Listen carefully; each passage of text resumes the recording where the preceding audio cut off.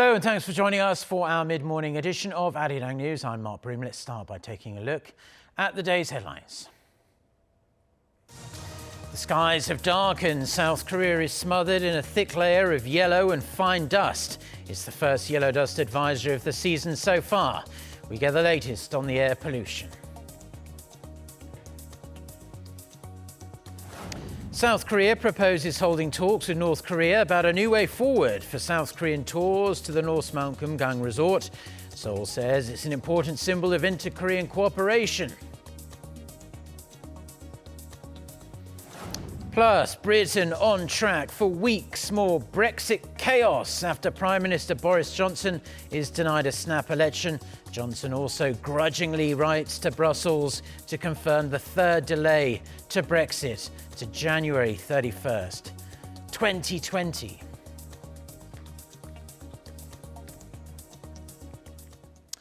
Almost on cue, a deeply unwelcome visitor has reared its ugly head yet again.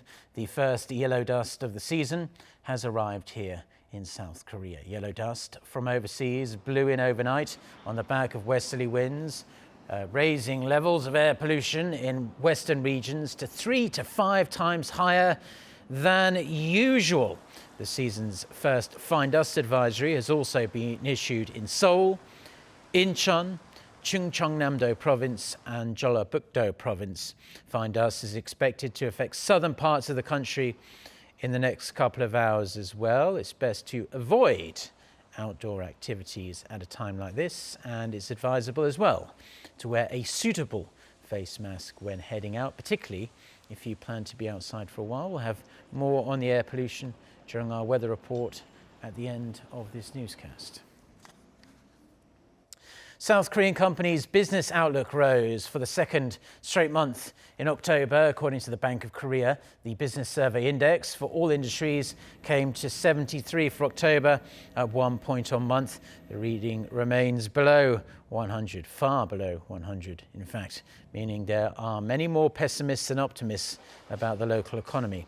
The business sentiment index for the manufacturing sector, that edged up 1 point to 72. Thanks to South Korea's improving chemicals, material and products sector. The index for non-manufacturing also went up on a rise in the sports, arts and leisure sectors. The business survey outlook for next month fell. Now, South Korea has suggested holding working level talks with North Korea about resuming tours for South Koreans to the North Mount Kumgang resort. Seoul's Unification Ministry says it sent a notice to Pyongyang on Monday through their joint liaison office. It proposed a meeting at the resort itself at a time that is convenient for the regime. Now, Seoul's proposal came just 3 days after the regime demanded the removal of South Korean facilities from the resort, which is looked to as a symbol of inter-Korean cooperation. Kim Ji-yeon with this report. The Ministry of Unification has proposed working-level talks with North Korea about a long-suspended tour program at the North Kumgangsan Mountain. This in response to Pyongyang's demand last Friday that Seoul remove all of its resort facilities there. The ministry's spokesperson Lee Sang-min said in a briefing Monday that notice was sent through the Inter-Korean Joint Liaison Office, proposing a meeting at the mountain at a, quote, convenient time, bringing together the authorities of the two sides as well as officials from the South Korean tour operator Hyundai Asan. Lee said the government's been consistent with the stance that inter-Korean relations should be resolved in a reasonable way through dialogue, and warned that unilateral measures by the North could hurt relations. Unilateral measures concerning the property rights of South Korean businesses goes against the sentiment of the South Korean people, which could potentially harm inter-Korean relations. There is a need to resolve this through sufficient dialogue between the two Koreas. He added that the Kumgangsan mountain area has served as an inter-Korean cooperative project as a rendezvous site for families separated by the Korean War, as well as a place for social and cultural exchanges. Launched in 1998, the inter-Korean tour program to the mountain was suspended 10 years later after a South Korean tourist was shot dead by a North Korean guard. The North has yet to respond to Seoul's proposal. Kim Ji-yeon, Arirang News. South Korea and the United States seem to have narrowed their differences a touch, at least, on sharing the burden of maintaining a U.S. troop presence here on the Korean Peninsula. An official familiar with the latest talks that took place in Hawaii last week told reporters Monday that the meeting helped the two sides agree on some aspects. He added that, unlike sports, negotiations are a process in which both sides can reach a win-win deal. South Korea and the US are working on a new special measures agreement that will determine how much Seoul will pay toward the stationing of the 28,500 American troops in the country. This year's deal, signed back in March, required South Korea to pay almost $900 million US, an increase of more than 8% from the previous year. The current deal expires at the end of this year. South Korea's foreign ministry has denied a Japanese report that the two countries are discussing the creation of an economic cooperation fund which will resolve their long-running dispute over wartime forced labor. The statement comes after a report by Japan's Kyodo news agency on Monday that the two sides are considering whether to get funding from the South Korean government and companies, as well as Japanese companies. The report claimed the fund would run under the name of economic cooperation, not as compensation for forced labor victims, and the Japanese government would not be involved. Kyodo also claimed the Japanese side first suggested a draft of the fund and the two sides mutually agreed to chip in. But South Korea vehemently denies the report, insisting no such plans had been discussed.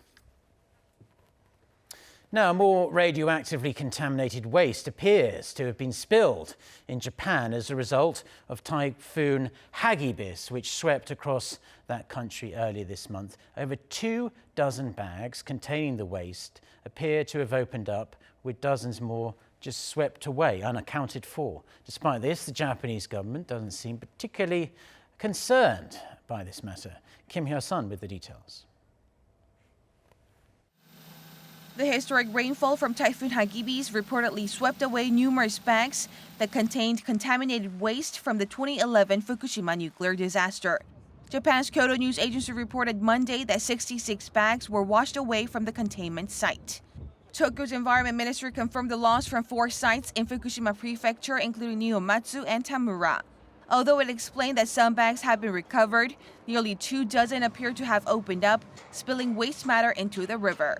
These bags, which weigh up to a ton each, contain radioactively contaminated grass, wood, and soil. Thousands of these bags were left out in the open at temporary storage sites without even a sheet placed over them for protection from the wind or rain. While the Japanese government insists the concentration of radioactive materials is relatively low and has little impact on the environment, South Korea is calling for swift measures. We plan to continue dialogue with Japan throughout November by setting up a team that focuses solely on tackling the aftermath of the Fukushima nuclear disaster. In 2015, 240 sacks of contamination waste were also carried away from the temporary storage sites due to heavy rainfall. Kim Hyo-sun, Arirang News.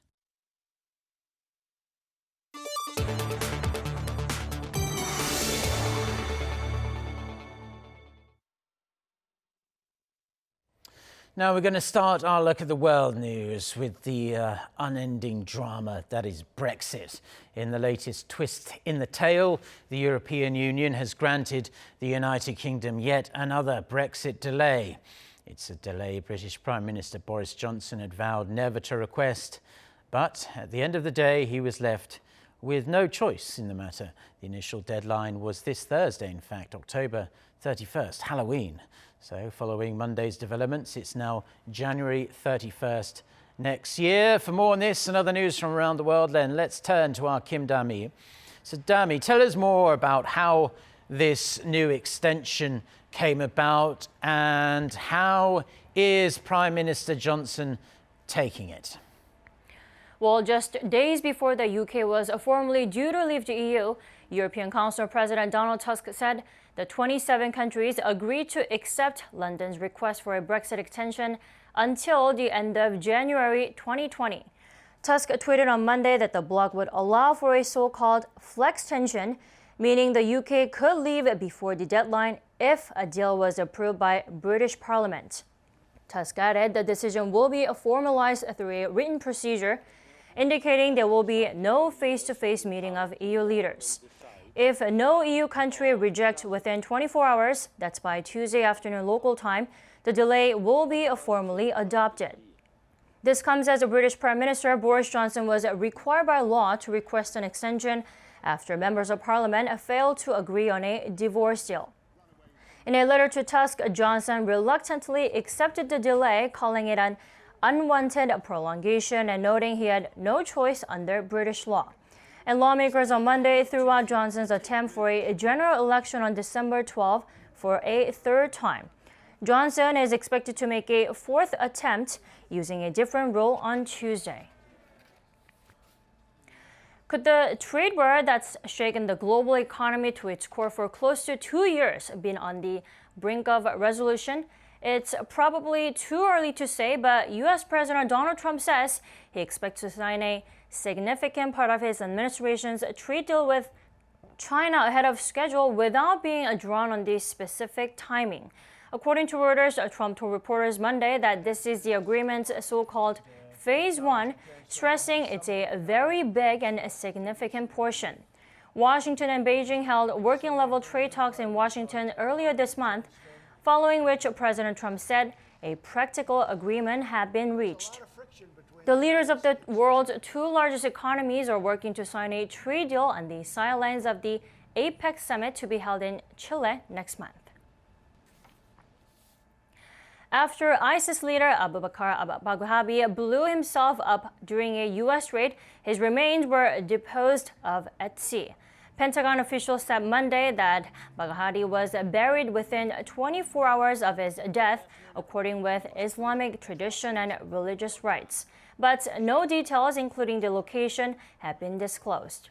U.S. defense officials also indicated that they follow the same steps as with the body of Osama bin Laden, who was also buried at sea after he was killed in a raid in Pakistan in 2011.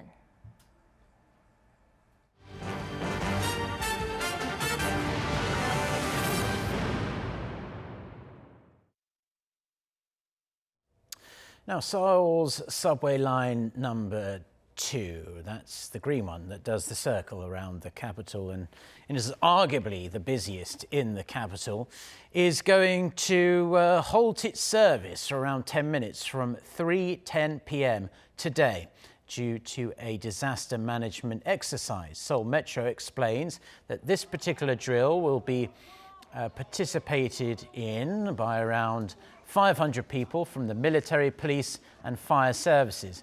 It asks for the public's understanding while advising passengers to follow what instructions subway staff give to them. The exercise will be carried out under the assumption, as you can see there, that there was some form of terrorist attack on the subway system. Prosecutors here in South Korea have indicted the heads of the app-based car-sharing service Tada on charges of running a transportation business without a license. The Seoul Central District Prosecutor's Office said on Monday that SoCar's CEO Lee Jae-ung and Chief Executive of SoCar's rental car hailing service unit Value Creators and Company Park Jae-uk will face trial without physical detention. This comes amid formal complaints from taxi drivers who see these types of services as being illegal. The court is expected to focus on whether Tada should be considered as a type of rental car service which would be legal, or an illegal taxi service operating without a license. Now, President Moon Jae-in has promised his administration's full backing for companies and developers working on artificial intelligence in a bid to make South Korea one of the movers and shakers in the global field. The president says a plan will be laid out before the end of this year. Park Hee-jun with the details.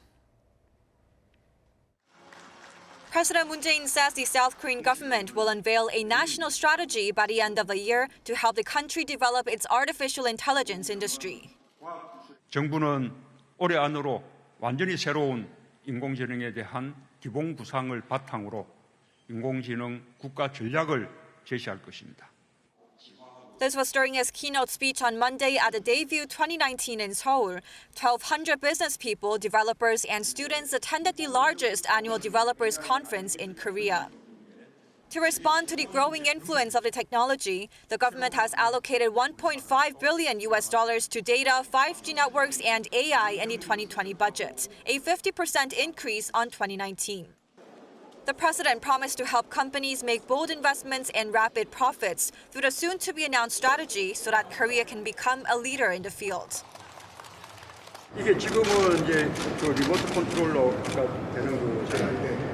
뭐 이렇게 사람 말에 따라서 움직인다거나 스스로 알아서 움직인다거나 이렇게. 그래서 5G 기술이 요것으로 굉장히 중요하고요. 이제 이 로봇과 5G 기술을 위해서 클라우드에 들어가면 통일동전을 일단 그런 영화의 대부분이 현실이 되고 있습니다.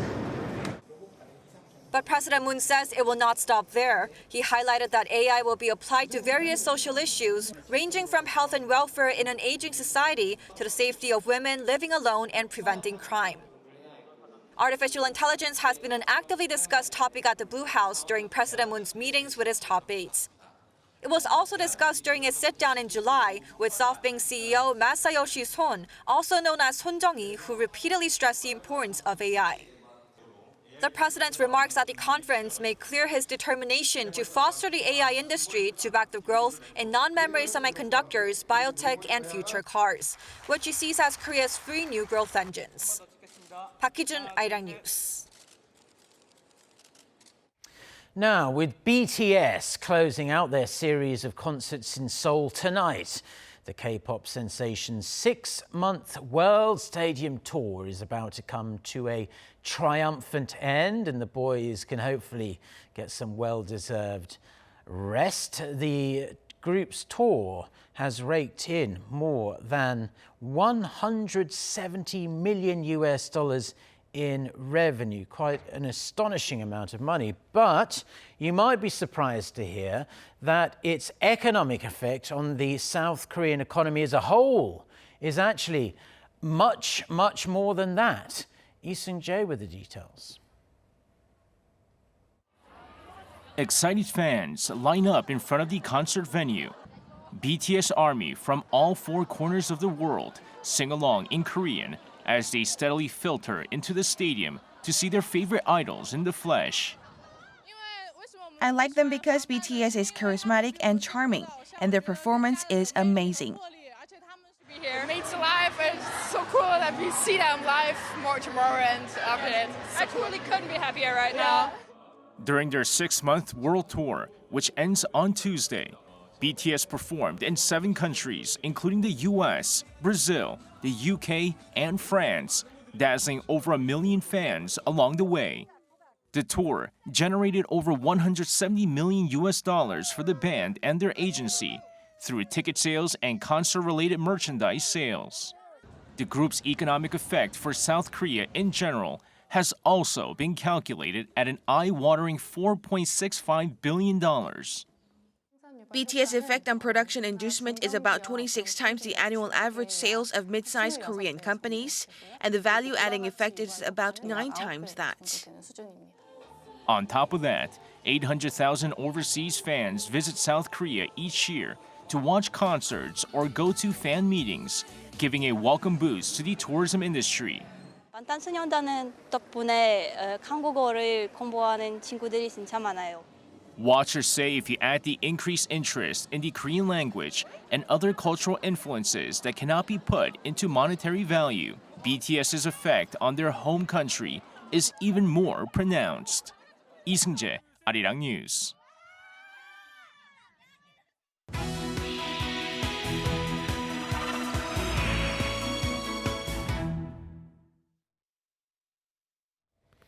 Time now for our Life and Info segment, where we focus on information useful for your everyday life. The Seoul city government plans to spend a whopping $2.5 billion over 3 years on housing support for those who have just tied the knot. The funding is set to begin from 2020, with $850 million to be spent annually. It's expected to help roughly 25,000 couples each year for the first 7 years of marriage, so they can get onto the property ladder, increasingly difficult these days. The plan includes lowering the standard for financial support so that couples with a combined income, annual income that is, of under $85,000 instead of the previous $68,000 can apply for low-interest loans. 2 major duty-free stores here in South Korea have suspended totally sales of flavoured e-cigarettes following the South Korean government's warning against the use of these vaping products due to rising health concerns. Lotte duty-free store and the Schiller duty-free store announced Monday that they have halted sales of flavoured products made by US company Juul Labs and Korean brand KT&G. The government warning has also prompted local convenience stores to clear their shelves as well.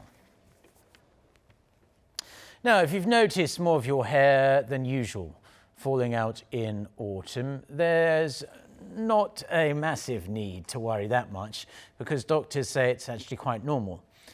As long, of course, as it isn't too drastic. However, researchers say there are some things you can do yourself to keep your follicles healthy and hopefully keep those strands firmly attached to your head. Park Se-young with more.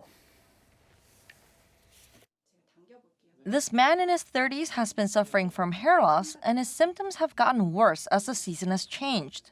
In fall, when it's dry and the daily temperature range is wide, a buildup of dead skin cells on the scalp inhibits the activity of hair follicle cells and can worsen hair loss. Hormones also act as catalysts.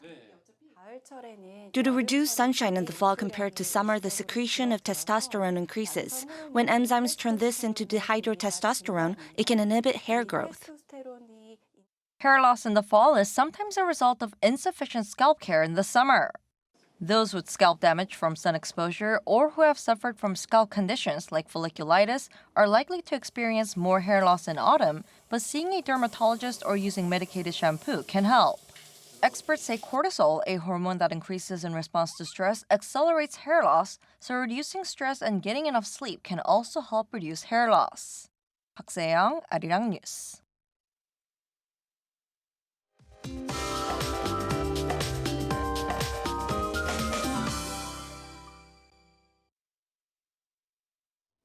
Good morning. You will need to carry a face mask today as yellow dust has blown in from overseas on the back of westerly winds. Central western regions are coated with the polluted air, and the season's first fine dust advisor has also been issued in Seoul, Incheon, Jeollabuk-do, and Chungcheong-namdo provinces. But it's forecast to cover more regions as southeasterly winds will spread around the country. An autumn chill is in store for tomorrow morning with a low of 5 degrees Celsius here in the capital, but readings will return to seasonal norms by the afternoon. But thankfully, a chilly wind is forecast to wash away the dust tomorrow. And as for today's daily highs, it seems like highs will be slightly higher than yesterday under mostly sunny skies, but do avoid outdoor activities and wash your hands frequently. Fairly sunny skies will dominate most parts of the country for the next few days, but be aware of temperature fluctuations and do dress accordingly. That's Korea for you, and here's the international weather for views around the world.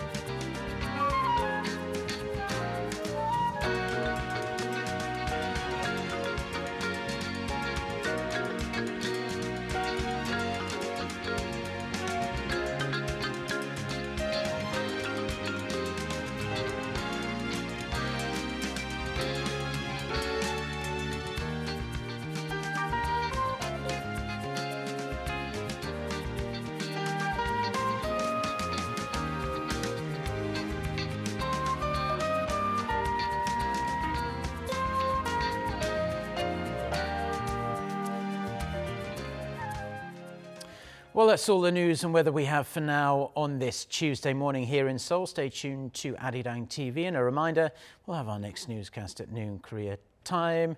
Our Lee Ji-yoon is back from today. So until then, goodbye.